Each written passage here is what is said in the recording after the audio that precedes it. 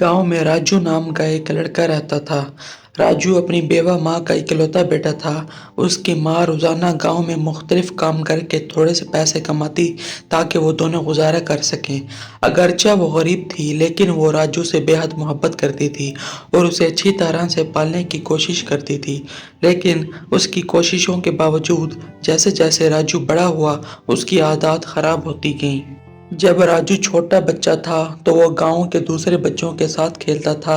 एक दिन खेलते हुए उसने देखा कि एक बच्चा अपना खिलौना जमीन पर छोड़ गया है। राजू को वो खिलौना बहुत पसंद आया। बगैर कुछ सोचे उसने वो खिलौना उठा लिया और घर ले आया। जब उसकी माँ ने वो खिलौना देखा तो उसने पूछा, राजू ये कहाँ से लाए हो? राजू मुस्कुरा कर बोला, ये मुझे जमीन पर पड़ा हुआ मिला अम्मा। उसकी माँ ने बजाय उसे डांटने के मुस्कुरा कर कहा, ये तो अच्छा किया बेटा, लेकिन अगली बार ख्याल रखना कि कोई तुम्हें देख ना ले। राजू ये सुनकर खुश हो गया। उसने सोचा कि उसने कोई होशियारी का काम किया है और माँ के रद्द अमल ने उसे यकीन दिलाया कि ये ठीक है। ये छोटा सा वाक़या राजू की चोरी की आदत की शुरुआत थी। जैसे जैसे राजू बड़ा होता गया उसकी आदत मजीद खराब होती गई। वो गांव के घरों से छोटी छोटी चीजें चोरी करने का लगा। फल, सिक्के और जो भी उसे पसंद आता। जब भी वो कोई चीज घर ले आता उसकी माँ उसकी तारीफ करती और कहती कि वो कितना होशियार है कि उसने ये चीजें बगैर पकड़े घर ले आया है। उसने कभी उसे ये नहीं बताया कि ये गलत है। राजू की चोरी की आदत जल्द ही गांव में मसला बन गई। लोगों ने महसूस करना शुरू किया कि उनके घरों से चीजें गायब हो रही हैं और शक बढ़ने लगा। लेकिन कोई भी राजू को चोरी करते हुए पकड़ नहीं सका।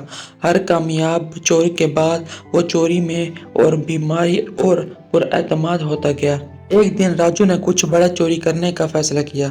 उसने सुना था कि गांव का सबसे अमीर आदमी राम नामी सौदागर अपने घर में बहुत सोना रखता है।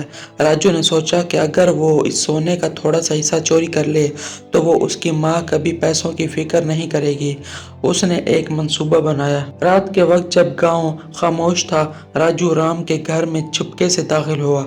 वो साए की तरह खामोशी से हरकत करता हुआ उस कमरे तक पहुंच गया जहां सोना रखा हुआ था। जैसे ही वो अपने जेबों में सोना भरने वाला था, एक मजबूत हाथ ने उसे पीछे से पकड़ लिया। राजू को राम ने पकड़ लिया था जो चोर का इंतजार कर रहा था। राजू ने भागने की कोशिश की लेकिन राम बहुत मजबूत था। उसने राजू को बांधकर गांव के सरदार और दूसरे गांव वालों को बुलाया। जब वो पहुंचे और देखा कि राजू चोर है तो वो हैरान रह गए। उनमें से बहुत से लोग राजू और उसकी माँ को जानते थे और यकीन नहीं कर सकते थे कि इतना छोटा लड़का इन सब चोरियों का जिम्मेदार हो सकता है। गांव के सरदार ने राजू से पूछा, तुमने यह क्यों किया? तुम जवान और मजबूत हो, तुम मेहनत करके ईमानदारी से अपना गुजारा कर सकते थे, तुमने चोरी का रास्ता क्यों चुना? राजू ने आंखों में आंसू भरकर जवाब दिया, मुझे नहीं मालूम, मैंने सोचा कि यह ठीक है क्योंकि मेरी माँ ने कभी नहीं कहा कि यह गलत है। वो हमेशा मेरी तारीफ करती थी जब से घर कुछ ले आता था। यह सुनकर गांव के सरदार ने राजू की मां को बुलाया। वो खौफ और नदामत से कांप रही थी। गांव के सरदार ने फिर कहा, तुम भी इतनी ही कसूरवार हो जितना तुम्हारा बेटा। माँ बच्चे की पहली उस्ताद होती है। अगर तुमने उसे सही और गलत का फर्क सिखाया होता तो आज ये ना होता। गांव वालों ने उस बात से इत्तेफाक किया। वो जानते थे कि राजू के माँ ने अपने बेटे को अच्छी कदरें सिखाने में नाकाम रही है।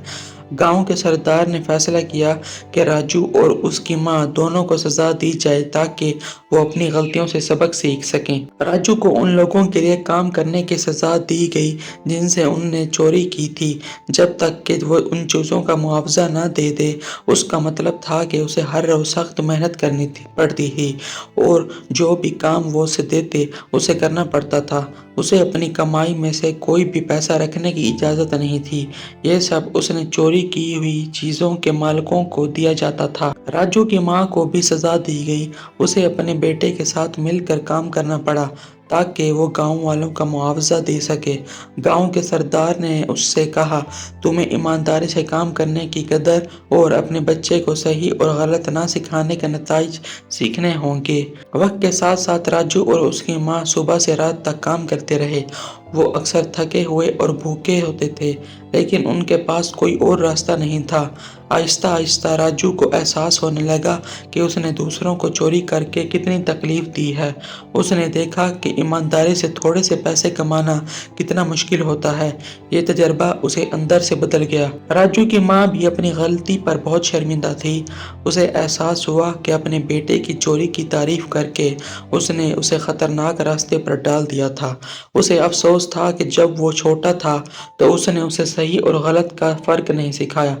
کئی مہینوں بعد راجو اور اس کی ماں نے آخر کار گاؤں والوں کا معاوضہ دے دیا تھا۔ گاؤں کے سردار نے سب کو جمع کیا اور کہا، راجو اور اس کی ماں نے اپنی غلطیوں کا ازالہ کرنے کے لیے سخت محنت کی ہے۔ انہوں نے اپنا سبق سیکھ لیا اور ہمیں انہیں معاف کر دینا چاہیے۔ گاؤں والوں نے اتفاق کیا اور فیصلہ کیا کہ راجو اور اس کی ماں کو دوسرا موقع دیا جائے۔ راجو گاؤں والوں کی مہربانی کے لیے شکر گزار تھا اور وعدہ کیا کہ وہ کبھی دوبارہ چوری نہیں کرے گا۔ اس دن کے بعد اس نے ایمانداری سے اپنا گزارا کرنے کے لیے محنت کی۔ اس نے اپنی ماں کی مدد کی، جو بھی گاؤں والوں کے لیے چھوٹے موٹے کام تلاش کرتی تھی۔ وہ دونوں ایک سادہ لیکن ایماندار زندگی گزارنے لگے۔ راجو کی کہانی پورے گاؤں میں پھیل گئی اور یہ دوسرے بچوں کے لیے ایک سبق بن گئی۔ انہوں نے سیکھا کہ چوری کرنا آسان لگتا ہے، لیکن اس کا انجام ہمیشہ برا ہوتا ہے۔